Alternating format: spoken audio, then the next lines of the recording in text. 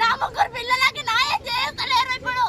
ఇప్పుడు ఇంతమంది మీడియాలో వచ్చారు, ఇంతమంది అందరూ పాటలు పాడుకుంటా ఎన్నో తప్పులు కొట్టుకుంటా నా భర్తను తీసుకుపోతారు. ఇప్పుడు తీసుకుపోయి కాల్ చేస్తారు, వెళ్ళిపోతారు. అందరు ఎవరింటికి వాళ్ళు పోతారు, ఎవరు మాట్లాడరు. మళ్ళా రేపటి రోజు ఎవరు కనిపించారు నా భర్త దగ్గరికి వచ్చి మాట్లాడేటోళ్ళు ఎవరు రారు, ఎవరు లీడర్లు రారు, ఎవరు రారు. నా భర్తకి నాకు న్యాయం జరిపారు. ఇప్పుడు లేకపోతే నా భర్తతోని నన్ను కూడా తీసుకుపోండి.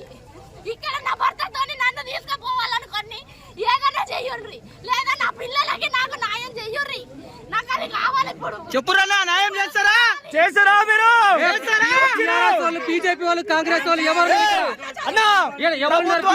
బీజేపీ వాళ్ళు, కాంగ్రెస్ వచ్చినట్టు కాదు, మీరు ఇవరిదాకా వచ్చినట్టు కాదు. ఇప్పుడు చెప్పుర్రి, ప్రభుత్వాలకు అతీతంగా మీరు న్యాయం చేయాలి అన్న. మీరు జేసీ నాయకులు, మీరు జేసీ నాయకులు వచ్చారు, బీసీ నాయకులు వచ్చారు. ఉదయం 7 గంటల నుంచి చూస్తున్నా. ఆ ముగ్గురు చిన్న పిల్లలకు ఒక్కొక్కరి పేరు మీద శంకర్ సార్ 50,000 ఫిక్స్డ్ డిపాజిట్ చేస్తా అన్నారు. ఒక్కొక్కరి పేరు మీద 25,000 రూపాయలు ఫిక్స్ చేస్తున్నా.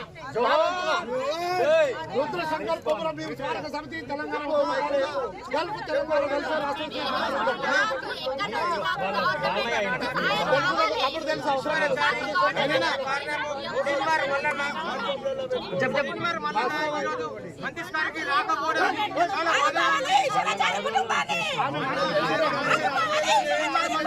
ఆదుకోవాలి, ఆదుకోవాలి, ఆదుకోవాలి, ఆదుకోవాలి,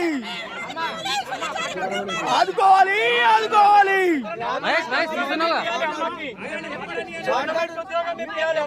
అన్న ఆగురా, మాట్లాడుతుంది. అక్కడ ఏదో తీర్మాన్ మల్లన్న మాకు సహాయం చేస్తాడు, బీసీల గురించి పోరాడాలని చెప్పి మేము రమ్మని చెప్పి తీర్మాన్ మల్లన్నని రమ్మండి, ఆయన ఆత్మకి శాంతి ఉంటుందని ఇక్కడికి రమ్మని మేము కోరుకుంటే తీర్మాన్ మల్లన్నని కూడా రానియకుండా అక్కడ ఆపేస్తారు. పోలీసులు అందరూ ఆపేసిరంట అక్కడ. ఇప్పుడు నా భర్త ఆయనకి ఆత్మశాంతి కూడా లేకుండా చేసారు. ఇంతమంది కలిపి నా భర్తకి ఆత్మశాంతి లేకుండా చేసేసారు అక్కడ. ఆయన దగ్గరికి పోయి ఆయన బాధ చెప్పుకోవడానికి పోయి ఆయన బాధ చెప్పుకోలేక ఆయన కాల పెట్టుకుని అక్కడ అంత మందిలో జైవింది అనుకుంటా చచ్చిపోయిండు. చచ్చిపోతుంటే కూడా కాదు, అంత కాలిపోయి అంత చచ్చిపోతుంటే ఆయన నరకం అనుభవించుకుంటా కూడా జైవింది అన్నాడు నా మొగుడు. అంత ఇదిలో కూడా జైవింది అనుకుంటా పోయిండు. మళ్ళీ ఇప్పుడు నాకు ఏం చేస్తారు? నన్ను కూడా ఆయన తను తీసుకుపోతారా? నా పిల్లలకి ఏమైనా న్యాయం చేస్తారా? చెయ్యండి. లేకపోతే నన్ను కూడా ఆయనతోనే తీసుకోండి. ఎందుకంటే నేను ఆయన లేదా 5 నిమిషాలు బతకలేను దాన్ని. ఇప్పుడు ఎన్ని సంవత్సరాలు ఎట్లా బతకాలి? నా పిల్లల్ని ఎట్లా పోషించుకోవాలి? నేను నా పిల్లల్ని చూసుకొని ఎట్లా బతకాలి? నాకు ఏ ఆధారం లేదు. మా అమ్మ చచ్చిపోయి 3 నెలలు అవుతుంది. ఇక్కడనే నా అమ్మ కూడా అన్నతో సాగే చచ్చిపోయింది. నా అమ్మ కూడా దిక్కు లేకుండానే చచ్చిపోయింది. ఎవరు వెనక ముందు లేకుండా.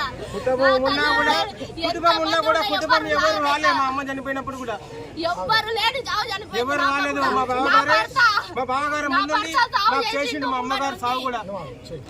నా భర్త ముందు ఉండి నా అమ్మ సాగు చేసిండు. ఆ రోజు నా భర్త అందరి దగ్గర సహాయం అడిగి నా భర్త నా అమ్మ సాగు చేసిండు.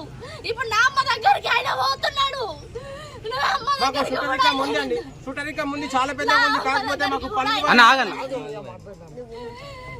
దగ్గరికి కూడా ఆయన పోతున్నాడు. అయ్యా మీకు దండాలు చేస్తా, నా పిల్లలకి దారి చూపెట్టుంది అంతే.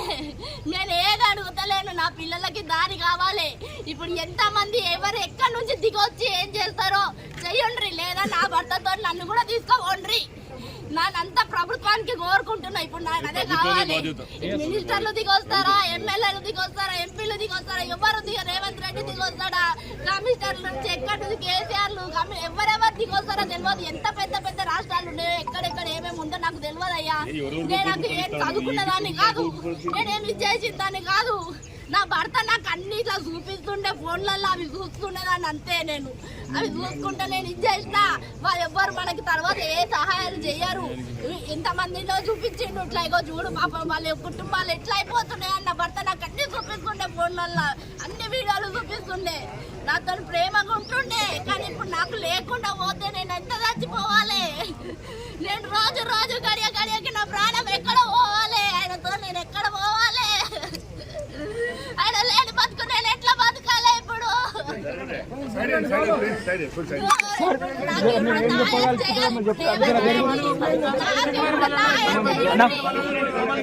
సార్ వచ్చిందమ్మా.